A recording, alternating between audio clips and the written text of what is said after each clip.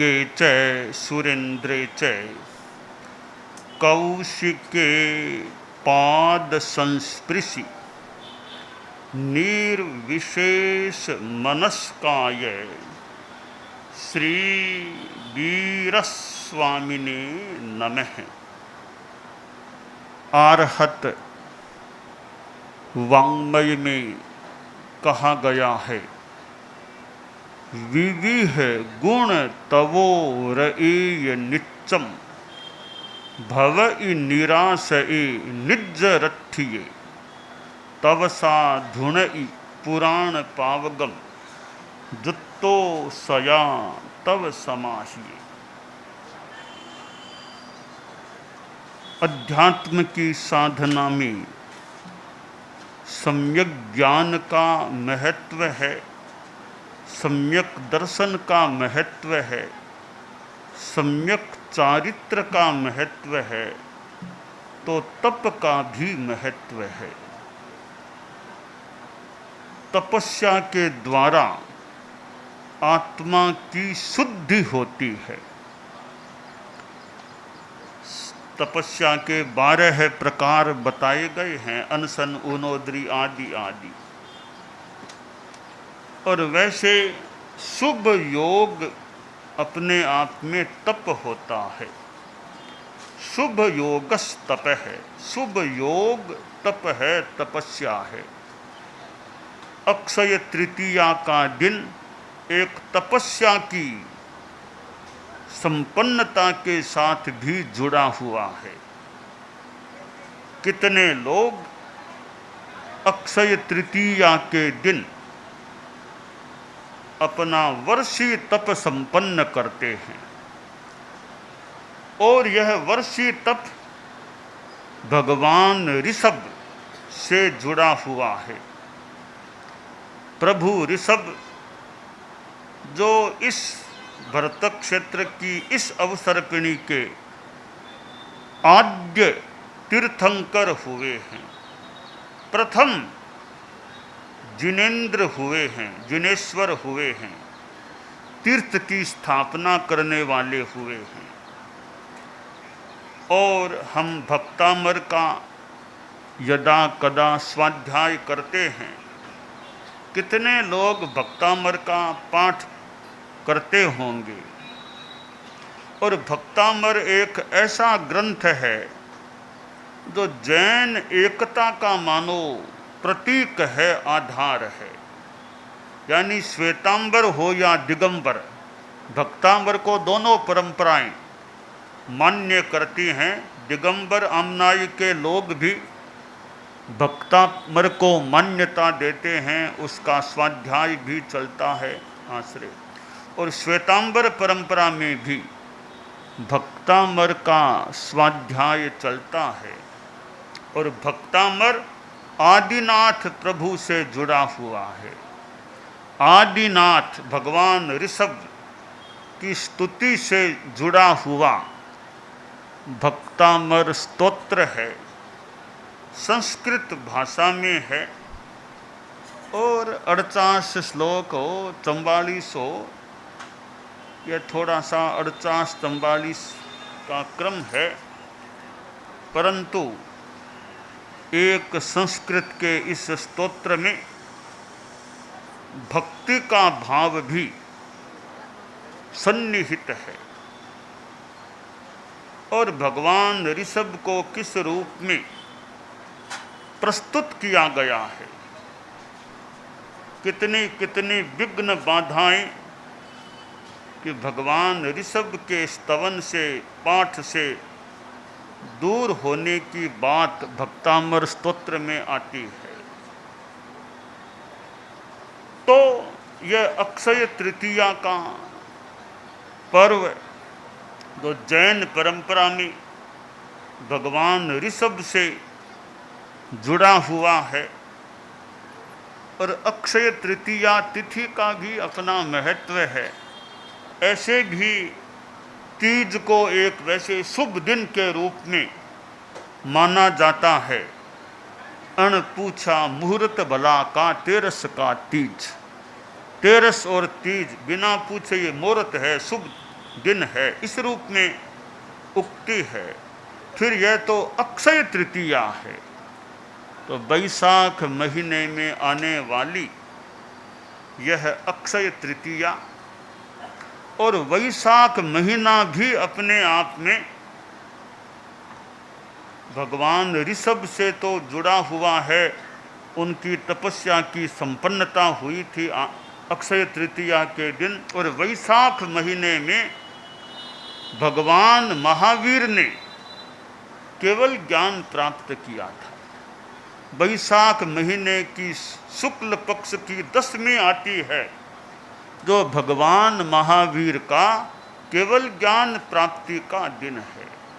लगभग 12.5 वर्षों तक भगवान महावीर ने जो कठोर विशेष साधना की, उस साधना की मानो एक निष्पत्ति वैशाख महीने में शुक्ला 10वीं को आई थी।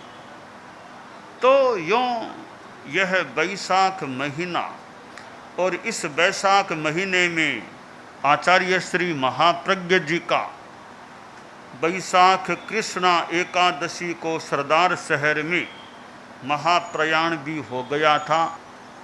तो अनेक व्यक्तियों से जुड़ा हुआ यह वैशाख महीना है।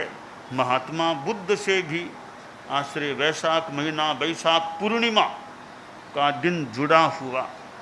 तो तपस्या की जो बात है, अक्षय तृतीया का दिन वर्षीय तप की संपन्नता का दिन होता है, और कई लोग तो फिर आगे अगला वर्षीय तप शुरू कर देते हैं।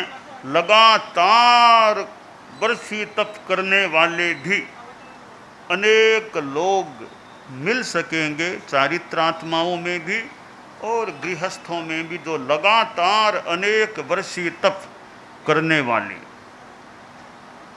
तपस्या में थोड़ा कष्ट भी पड़ सकता है। न खाना, आदमी दिन में अनेक बार भोजन करता है, ऐसी अवस्था में नहीं खाना, खाने को छोड़ देना, थोड़ी भूख लग जाए, थोड़ा कष्ट भी हो जाए तो हो जाए, पर तपस्या अपने आप में एक निर्मलता को प्रदान करने वाला तत्व है।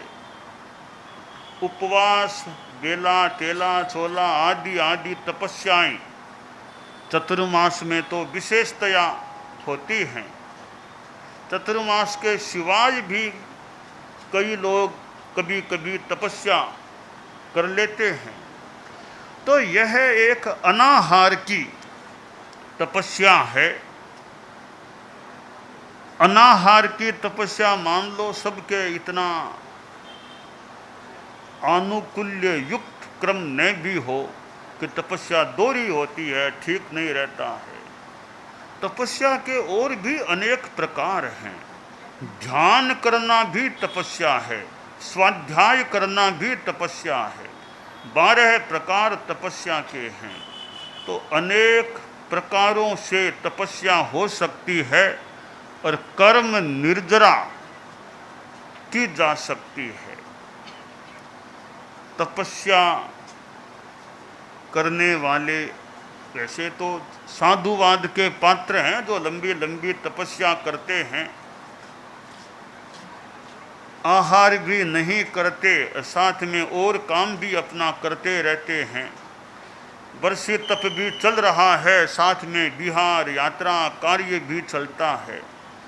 तो वर्षीय तप या और ऊंची तपस्या करने वाले अनुमोदना के पात्र हैं, साधुवाद के पात्र हैं। सारी तपस्या का एक सार यह आना चाहिए कि कसाय मुक्ति हो जाए, राग द्वेष आदमी के पतले पड़ जाएं, आत्मा शांत उपशम से युक्त हो जाए। यह बहुत बड़ी निष्पत्ति है कि तपस्या से हमारे कसाय कमजोर पड़े, कोह, गुस्सा, मान, माया, लोभ ये पतले पड़ जाएं। यह तपस्या कोई ज़्यादा भूखा रहकर नहीं भी कर सके, पर कसायों को कम कर दिया, क्षीण कर दिया, तो भले तपस्या लंबी न कर सकें, हमें बहुत बड़ी चीज़ मिल जाती है अगर कसायों को हम कृष्ण कर देते हैं। चेला तपस्या में रुचि रखता था, उपवास बेला केला चोला लंबी तपस्या कर लेता। एक बार उसने लंबी तपस्या का मन बनाया और गुरु के पास आकर तपस्या का प्रत्याख्यान करता कि आज उपवास पचकाओ, फिर कह बेला पचकाओ, तेला पचकाओ, चोला पचकाओ, पंचोला पचकाओ, क्यों एक एक दिन पचकता जा रहा था। गुरुजी गुरुदेव तपस्या पचकाते, साथ में कहते पतली पाड़ पतली पाड़ पतली पाड़। तो चेले ने सोचा गुरुदेव क्या रटन लगा रहे हैं, रोज पतली पाड़ पतली पाड़, तपस्या पचकने जाता हूं पतली पाड़ पतली पाड़। एक दिन वह गया तपस्या पचकने के लिए, तो गुरुदेव ने फरमा दिया तपस्या तो पचका दी होगी, साथ में कहा पतली पाड़ पतली पाड़। चेले को थोड़ा गुस्सा आ गया कि गुरुजी ने क्या एक वाक्य पकड़ लिया छोटा सा, पतली पाड़ पतली पाड़। तो गुस्से में आ गया, अपनी चिटली अंगुली को यों मरोड़ा, अंगुली टूट गई। इतना तो पतला कर दिया शरीर को, और क्या पतला, अंगुली टूट गई मेरी, इतनी पतली हो गई है और क्या पतला करना है। बार बार आप कहते हो पतली पाड़, मेरी अंगुली कितनी पतली हो गई है, टूट गई है ऐसा करते ही। तो गुरुदेव ने कहा अंगुली को पतला करने के लिए मैं नहीं कह रहा हूँ, यह तुम्हारा जो आवेश है, कसाय है, इस कसाय को पतली करो, कसाय को पतला करो, तो तुम अच्छी सफलता को प्राप्त हो सकोगी। तो यह तपस्या करना बहुत अच्छा है, साधुवाद की बात है, धन्यवाद की बात है। और तपस्या की निष्पत्ति, सारी साधना की निष्पत्ति यह आए कि हमारे कसाय कम हो जाएं, गुस्सा पतला पड़ जाए, अहंकार नहीं, माया नहीं, लोभ नहीं, राग द्वेष कम हो जाएं। बस यह स्थिति, समता की स्थिति हमें प्राप्त हो, इसका अपने आप में बड़ा महत्व है। कोई उपवास आदि ज़्यादा यानी लंबी तपस्या नहीं भी कर सके, अपना स्वाध्याय करे, स्वाध्याय भी तपस्या है, उससे भी भावात्मक शुद्धि हो सकती है। ध्यान करें और आध्यात्मिक सेवा करें किसी की, ये सारे तपस्या के ही प्रकार हैं और इनसे भी आत्मा की शुद्धि हो सकती है। परम श्रद्धेय आचार्य भिक्षु जो 13 पंथ हमारे धर्म संघ के आदि आचार्य थे, 24 तीर्थंकरों में तो आदि तीर्थंकर भगवान ऋषभ हैं। 24 तीर्थंकरों में पहले तीर्थंकर, आदि तीर्थंकर, आदिनाथ प्रभु भगवान ऋषभ हैं। और हमारे धर्म संघ की आचार्य परंपरा में आदि आचार्य परम पूजनीय भिक्षु स्वामी हैं, और उनका अपना साहित्य है, अपनी उनकी वाणी, साहित्य, ज्ञान। तो हमारे आदिभूत आदि आचार्य परम श्रद्धेय भिक्षु स्वामी हैं, उनकी भी अपनी तपस्या, साधना, अवरोध विरोध जो भी, उनको सहन करना भी तपस्या है, साधना है। परम पूजनीय आचार्य श्री तुलसी, जिन्होंने अपने ढंग से मानो तपस्या की, साधना की, हालांकि वो 28 मास का मन वो तो संभवतः नहीं किए होंगे, केला तो जरूर किया था, वो तपस्या भले लंबी न की हो, तो उनकी अपने ढंग की एक साधना तपस्या हो सकती है। यह महाराष्ट्र का क्षेत्र है। हमारे धर्म संघ में 8 आचार्यों तक कोई भी आचार्य श्री महाराष्ट्र में नहीं पधारे थे। सबसे पहले महाराष्ट्र में पधारने वाले आचार्यों में हमारे धर्म संघ में गुरुदेव तुलसी थे। वे सबसे पहले महाराष्ट्र में पधारे थे। मुंबई में चतुर्मास भी किया, प्रवास हुआ, मर्यादा महोत्सव हुआ, और भी महाराष्ट्र में भ्रमण किया, और औरंगाबाद में भी सबसे पहले पधारने वाले आचार्य श्री तुलसी थे। तो औरंगाबाद का क्षेत्र जो गुरुदेव तुलसी के द्वारा मानो एक स्पृष्ट क्षेत्र है, आगम संपादन का मानो एक घोषणा या संकल्प का क्षेत्र है, तो आगम संपादन के साथ औरंगाबाद का मानो इतिहास जुड़ा हुआ है।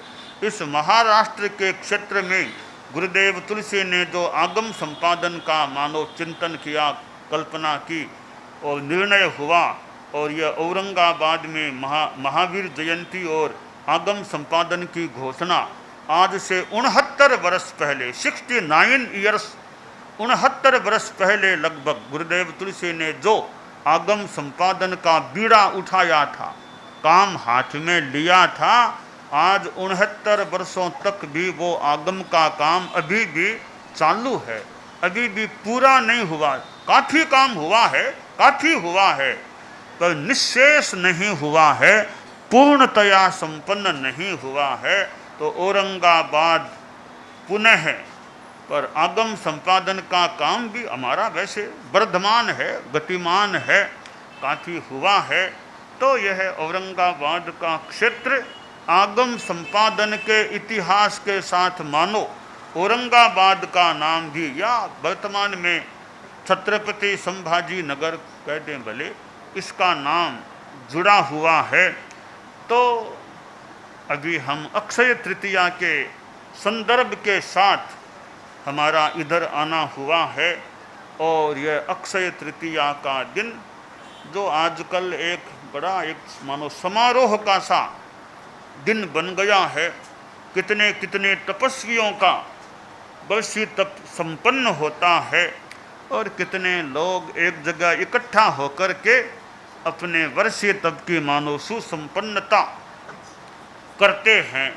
तो यह तपस्या का क्रम जीवन में विभिन्न रूपों में चलता रहे, इससे हम कर्म निर्जरा का लाभ उठा सकते हैं। दानान सेठम अभय पयाणम सच्चेषु या अणवज्जं वयन्ति तवेषु या उत्तम बंभचेरम लोगुत्तमे समणेनाय पुत्ते।